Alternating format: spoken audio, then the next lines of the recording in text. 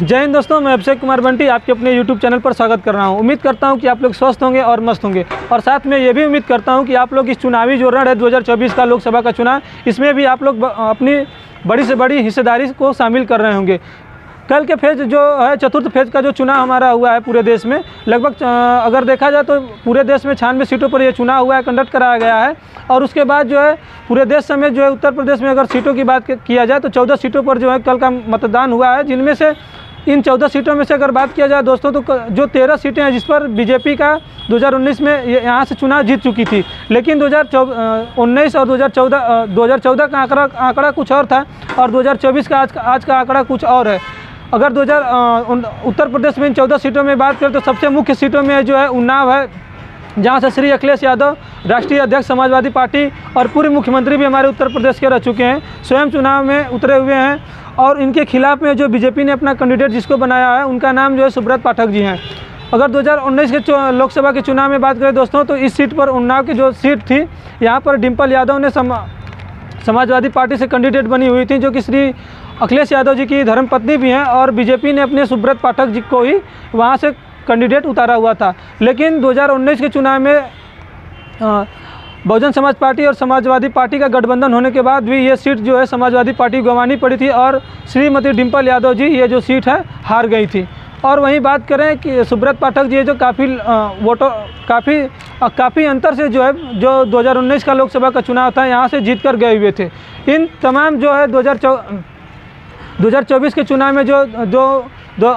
14 सीटों पर कल का मतदान हुआ है दोस्तों, तो अगर वोट परसेंटेज की बात करें तो वोट परसेंटेज में जो है लगभग मेरे पास 3 से 4 बजे का आंकड़ा आया हुआ था, तो लगभग 50% के आसपास जो है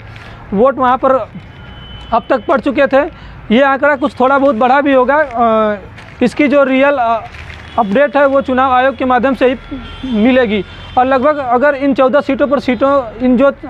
14 सीटें हैं, इन पर अगर टोटल प्रत्याशियों की बात करें दोस्तों, तो टोटल प्रत्याशी 130 हैं, जिनमें से Bahujan Samaj party, Samajwadi party, BJP और उसके बाद जो है अन्य दल और उसके साथ निर्दलीय जो चुनाव प्रत्याशी खड़े हुए हैं, इनमें 130 जो है संख्या है। इनमें 130 संख्याओं में अगर बात किया जाए तो लगभग जो है 16 प्रत्याशी जो है महिला कैंडिडेट अपना भाग्य जो है आजमा रही हैं।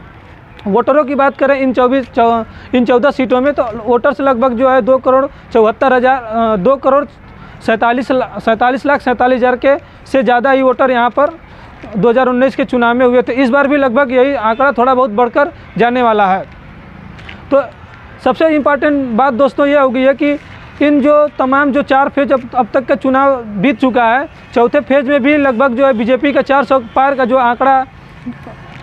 नारा दिया गया था नरेंद्र मोदी के द्वारा, बीजेपी के द्वारा, तो मुझे ऐसा नहीं लग रहा है कि 400 का आंकड़ा जो है इस बार बीजेपी पार कर पाएगी, क्योंकि 3 फेज में जो ऑलरेडी बीजेपी की इतनी बुरी परिस्थिति हो चुकी है। चौथे फेज का जो कल का चुनाव हुआ है, कल के चुनाव में अगर बात किया जाए तो देखिए, जब वोट परसेंटेज बढ़ता है तो समझ लीजिए कि बीजेपी के वोटर्स जो हैं ज़्यादा से ज़्यादा मतदान में भागीदारी ले रहे हैं। वहीं अगर वोट परसेंटेज घटता है तो हमेशा के रिकॉर्ड के अनुसार जो है बीजेपी, समाजवादी पार्टी और बहुजन समाज पार्टी के जो है मतदाता अधिक से अधिक उसमें भाग लिए रहते हैं। तो कल का जो चुनाव हुआ था, वोट परसेंटेज बहुत ज़्यादा वहाँ पर गया नहीं है। और उसके बाद जो अगर बात करें तो कुछ सीटें ऐसी हैं जो दोस्तों यहाँ पर मुस्लिम कैंडिडेट की जो है,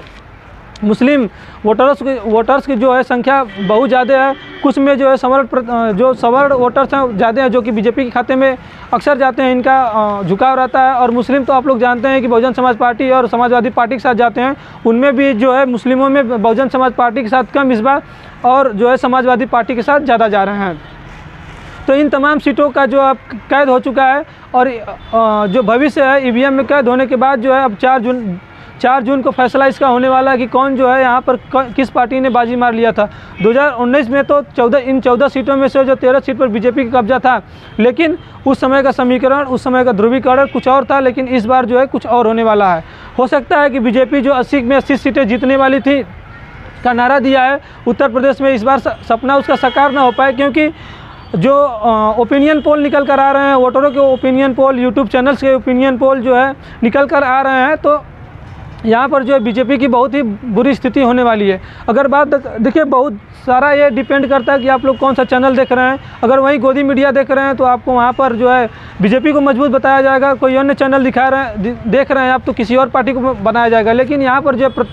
जो है प्रत्यक्ष रूप से मैं आप लोगों को बता देना चाहता हूँ, यहाँ पर निष्पक्ष पत्रकारिता होती है, किसी के ना ही झुकाव में ना ही किसी के सपोर्ट में ये हमारी पत्रकारिता होती है। हमारा वीडियो हमारा बनता है, जो ज़मीनी हकीकत होती है वही मैं आप लोगों के साथ शेयर करता हूँ। तो अब इसका जो फैसला है, जो मेरा मानना है, इन 14 सीटों पर जो है लगभग 6 से 7 सीटों पर जो है समाजवादी पार्टी और इंडिया गठबंधन जो है आगे चल रही है। बाकी सीटों पर जो है बहुजन समाज पार्टी और बीजेपी में लड़ाई तो है, लेकिन बहुजन समाज पार्टी की शायद एक आध सीट निकल जाए और उसके बाद जो बची हुई सीटें हैं यहाँ पर जो है बीजेपी के खाते में जाती हुई दिख रही हैं। मेरा ये अनुमान है। अगर आपका जो भी अनुमान है दोस्तों तो ज़रूर बताइएगा कमेंट के माध्यम से। उम्मीद करता हूँ कि आप लोगों को वीडियो अच्छा लगा होगा। चलिए मिलते हैं अगले वीडियो में, तब तक के लिए जय हिंद, जय भारत।